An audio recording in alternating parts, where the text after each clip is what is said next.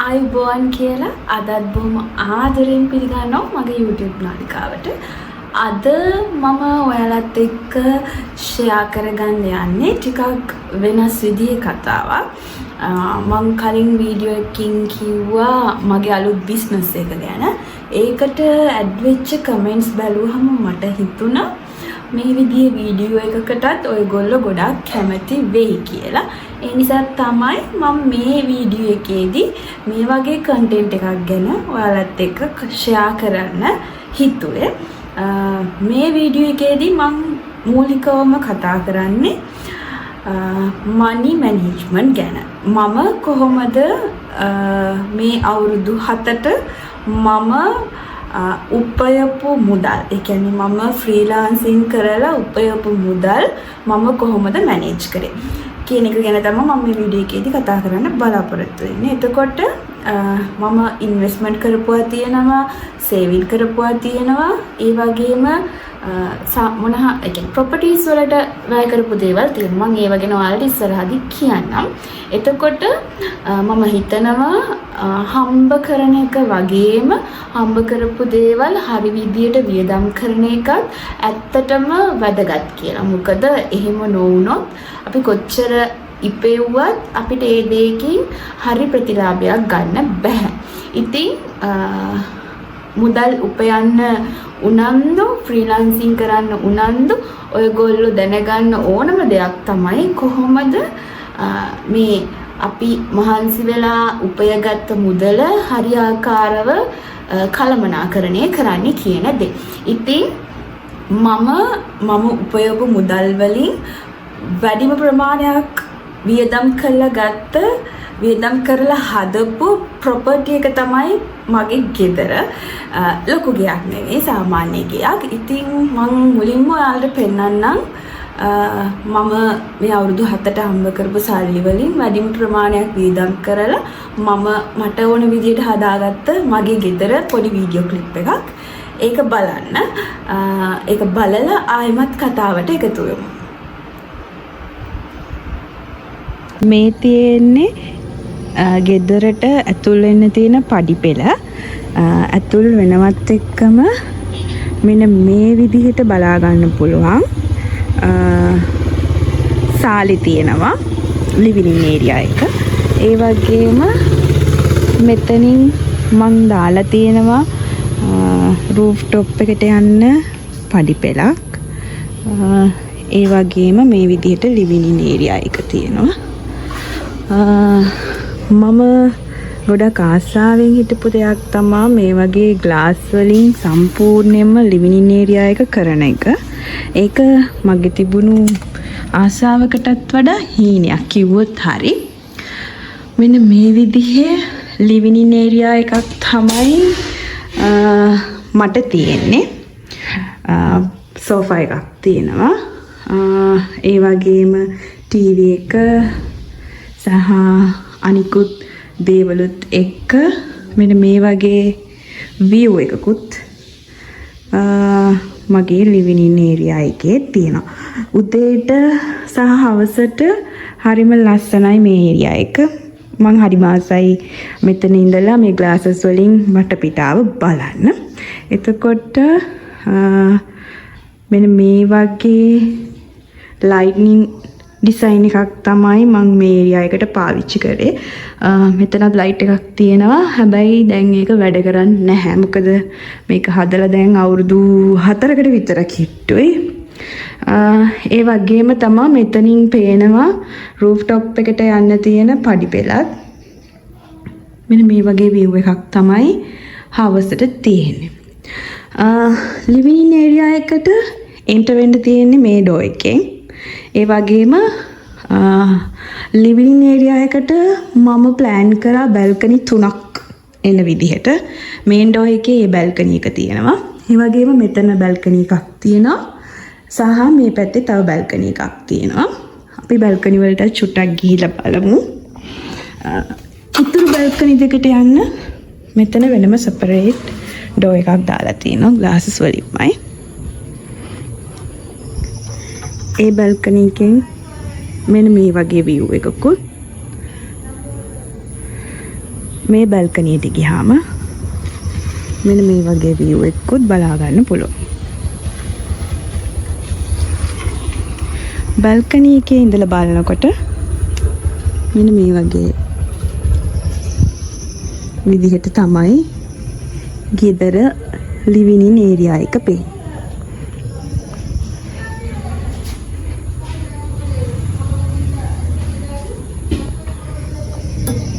ඊට පස්සේ මේ living in area එක ගොඩක් ලොකු area එකක් නෙවෙයි. මොකද මට ඕනුනේ නැහැ ලොකු area එකක ලොකු living in area එකක් හදාගන්න සහ cost එක වැඩි ඒ වගේම maintain කරන්නත් අමාරුයි. ඒ නිසා තමයි මම හිතුවේ මේ වගේ පොඩි living in area එකක් මම කැමති විදිහට සහ මම ආස විදිහට ඩිසයින් කරගන්නවා කියලා. මෙතන සාමාන්‍යයෙන් එකපාර 10කට 12කට විතර ඉන්න පුළුවන් වෙන විදිහට තමයි මම ඩිසයින් කරලා තියෙන්නේ. රූෆ් টොප් එක හදාගත්තේ ඊට වඩා වැඩි ප්‍රමාණයක් ආවොත් ඒගොල්ලන්ට රූෆ් টොප් එකේ ඉන්න පුළුවන් වෙන විදිහට. කියන්නේ රූෆ් টොප් එකේ තියෙන ඒරියාත් එක්ක බලපුවාම එතන සාමාන්‍යයෙන් 30කට විතර ඉන්න පුළුවන්. දැන් අපි යමු ගෙදර ඇතුළට. මෙන්න මේ වගේ view එකක් තමයි තියෙන්නේ. බලනකොට living in area එකේ ඉඳලා ගේ ඇතුළ මෙන්න මේ වගේ කර්න් එකකින් තමයි ඒ කොටස වෙන් කරේ. ඒ වගේම මේ වගේ ඩෝ එකකුත් දාලා තියෙනවා. මගේ ගෙදර ඒ කියන්නේ මොනවාද දොරජනෙල් ඔක්කොම මම ආසවුනේ ඇලුමිනියම් සහ වීදුරු වලින් කරන්න. ඒ වගේම තමයි මේ දේවල් කරලා තියෙන්නේ. මෙන්න මේ වගේ ලුක් එකක් තමයි මගේ ඩයිනින් ඒරියා එකේ තියෙන්නේ. ඩයිනින් ඒරියා එකට යන කොටසේ මම මගේ ග්‍රැජුවේෂන් එකේ ෆොටෝස් ටිකක් තියලා තියෙනවා. එතකොට මේ තියෙන්නේ ඩයිනින් ඒරියා එක.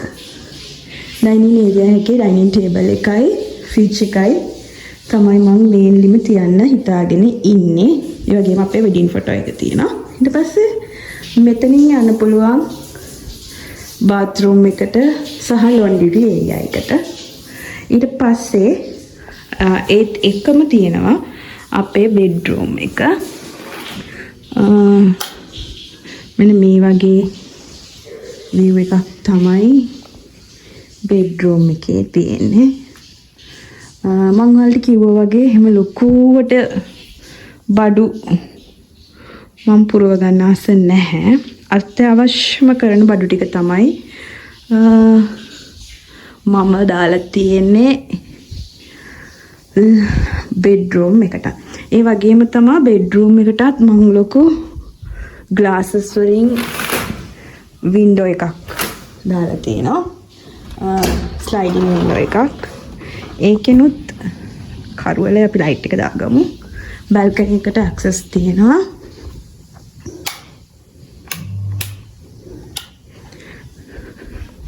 මෙන්න මේ වගේ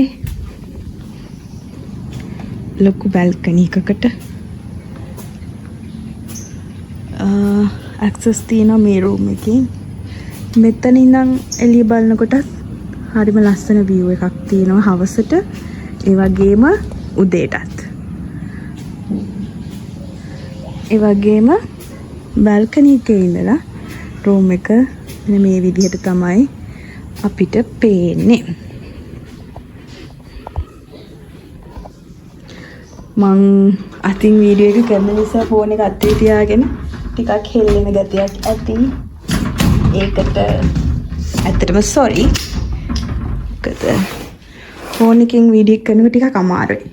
ඊට පස්සේ මම ඔයාලට පෙන්නන්නම් මගේ working room එක. මෙන්න මේ විදිහට තමයි මගේ working room එක තියෙන්නේ. ඒකෙත් මම වැඩ කරන ලැප් එක, හස්බන්ඩ්ගේ ලැප් එක, සහ අපි දෙන්නගේ ටේබල් එක. අපි මේ දවස්වල මේ ස්ටෑන්ඩින් ෆෑන් එක යූස් කරනවා සිවිලින් ෆෑන් එකට අමතරව. මොකද සිවිලින් ෆෑන් එකෙන් ගොඩක් අර එනකොට ළඟට හුලං එන්නේ නැහැ මේ දවස්වල මේ පැත්ත හරියම රස්නේ. ඒ නිසා අපි මේකකුත් ළඟ තියාගෙන තමයි වැඩ කරන්නේ. ගොඩක් වෙලාවට දවසේ වැඩි ප්‍රමාණයක් අපි ඉන්නේ මේ රූම් එකේ. ඒ නිසා අපි මේ ෆෑන් එකත් යූස් කරනවා. එතකොට මෙතන නම් මගේ කලින් වීඩියෝ එක බලපුවයි දැකලා ඇති. මගේ ජිම් අරන් යන බඩු ටික මම මෙතන තමයි ගොඩක් වෙලාවට තියන්නේ. ඒ වගේම බෙඩ්රූම් එකට වගේම මම මේකටත් ලොකු කියන්නේ අටේ විතර two way sliding windows දාලා තියෙනවා. ඒ කියන්නේ මට ඕනුනේ ටිකක් අර modern type එකේ look එකක් තියෙන ගෙදරක්. ඒ නිසා තමයි මම ඒ විදිහට හැමදේම ඇලුමිනියම් වලින් සහ modern look එකක් එන විදිහට හැදුවේ. මං හිතනවා හැම look එකක් ඇවිත් ඇති කියලා. මං දැන් ඔයාලා එක්ක යන්නම් මගේ kitchen එකට. මගේ kitchen එකට කියන්නේ kitchen එක තියෙන්නේ separate විදිහට. මොකද kitchen එක කියලා කියන්නේ අපි ටිකක් නිතරම උයන පිහන ඒ වගේ වැඩ කරන තැනක්. එතකොට මට ඕනුනේ නැහැ තියෙන ඒරියා එකත් පොඩි නිසා මැස්සෝ වගේ සත්තු බෝ වෙනවට. ඒ නිසා මම කිචන් එක වෙනම සෙපරේට් හදලා තියෙනවා. මේ තියෙන කිචන් එක. කිචන් එකත් හරිම පොඩි. ඕනම කරන බඩු ටික විතරයි මෙතනක් තියෙන්නේ. ඊට අමතර දේවල් දාගෙන ඉඩ හවුරගෙන සහ නඩත්තු කරන එක අමාරු කරගත්තේ නෑ මං. මට අවශ්‍යම බඩු ටික තමයි කිචන් එකේ තියෙන්නේ. ඊට අමතර දේවල් කිසි දෙයක් කිචන් එකේ නැහැ. මේ විදිහට තමයි මම මගේ හෝම් එක ඩිසයින් කරගත්තේ. මොකද කිචන් එක මම මේ විදිහට සෙපරේට් දාගත්තේ. මෙතන කියන්නේ කිචන් එක ගෙදර ඇතුලේ දැම්ම නම් මෙතනින් තමයි කිචන් එකේ ඩෝ එක ඉන්නේ. එහෙම ආවොත් කිචන් එකේ ඩෝ එක ඕපන් වෙන්නේ මගේ මේන් බෙඩ්රූම් එකේ ඩෝ එකට. එතකොට මට හිතුණා කිචන් එකක් කියලා කියන සාමාන්‍යයෙන් මස් මාළු ඒ වගේ දේවල් උයන තැනක්. එතකොට නිතරම කැම්බීම හැදෙන තැනක්, මැස්සෝ වගේ සත්තු බෝ වෙන්න පුළුවන් තැනක්, කැරපොත්තු වගේ සත්තු බෝ වෙන්න පුළුවන් තැනක්. එතකොට බෙඩ්රූම් එක ළඟම මේක තියෙන එක හරියන්නේ නැහැ කියලා හිතුන නිසා තමයි මම මෙන්න මේ විදිහට මේ පැත්තට වින්ඩෝ එක දාලා ඊට එහා පැත්තෙන් ඩෝ එක දාලා කිචන් එක මෙහෙම සෙපරේට්ලි ඩිසයින් කරලා තියෙන්නේ. මේක තමයි පේන විදිහ. මෙන්න මේ බැල්කනි එකෙන් තමයි කිචන් එකට ඇක්සස් තියෙන්නේ. ඔන්න ඔය විදිහට තමයි මං මගේ ගේ සම්පූර්ණයෙන්ම ඩිසයින් කරලා තියෙන්නේ. ඔයාලට view එක බලන්න පුළුවන්. සාමාන්‍යයෙන් වර්ග අඩි 1000ක් 1500ත් අතර ප්‍රමාණික ඒරියා එකක් කවර් වෙන විදිහට තමයි ඩිසයින් එක ගිහිල්ලා තියෙන්නේ.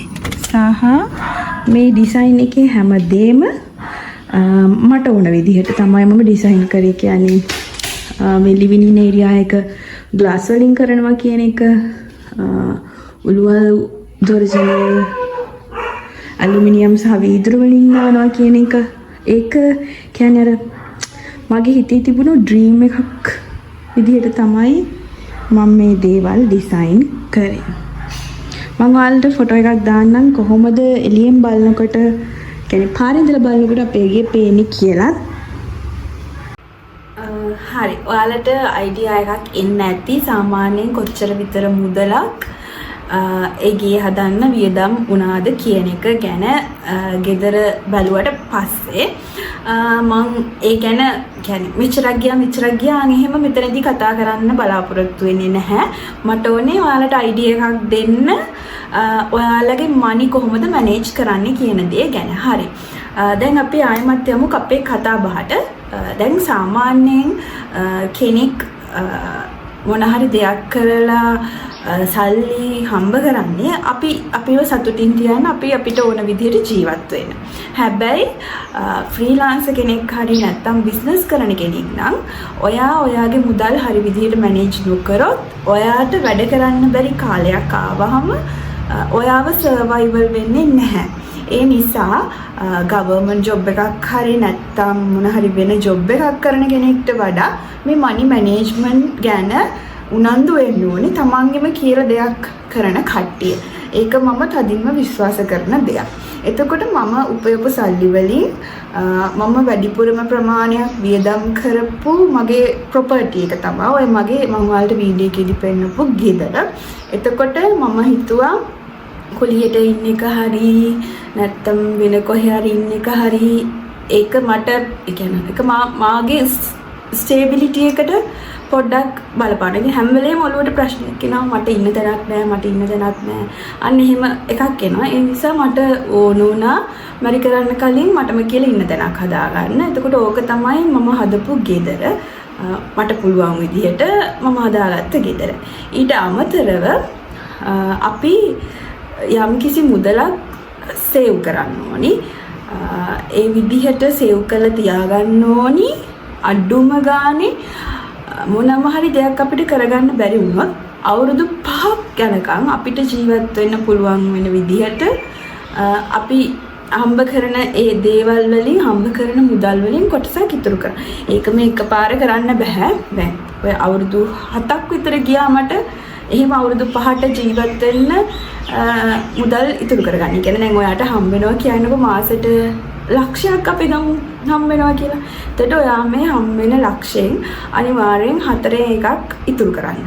ඊට පස්සේ 4න් එකක් පාවිච්චි කරන්න ඔය දෛනිකව කන බොන, ඇවිදින ඒ වගේ දේවල් වලට. ඊට පස්සේ 4න් එකක් සාමාන්‍යයෙන් ගෙනවට ගියක් ගන්න, වාහනයක් ගන්න. අන්න ඒ වගේ දෙයකට වෙන් කරන්න. ඉතුරු 4න් එක හදිසි අවශ්‍යතාවයන් වෙනුවෙන් තියාගන්න.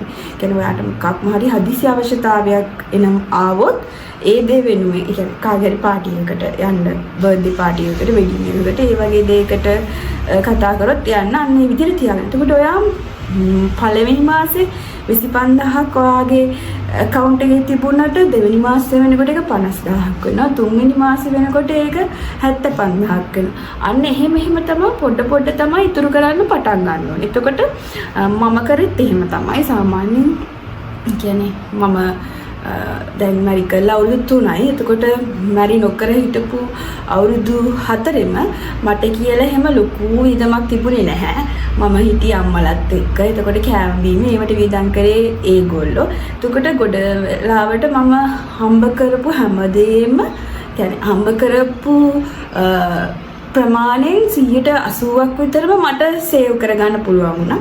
120ක් විතර තමයි මම මේ කාලේදී වියදම් කරේ. ඒ නිසා තමයි හරිම පොඩි කාලෙකින් මට අවශ්‍ය දේවල් මට අවශ්‍ය විදිහට මට කරගන්න පුළුවන් වුණේ කියලා මම විශ්වාස කරනවා. එතකොට මම දැන් ඔයාලට කිව්වා වගේ ඔයගොල්ලෝ මුලින්ම බලන්න ඕනේ අර ඔළුවට ලොකු ප්‍රශ්නයක් වෙන දේවල් තියෙනවානේ. ඉන්න තැනක් නැහැ. අන්න ඒ වගේ දෙයක් ඒ වගේ දෙයක් මුලින්ම විසඳ ගන්න බලන්න. ඒකත් ණය වෙලා කාගේ හරි සල්ලි ඉල්ලගෙන එහෙම යන්න එපා.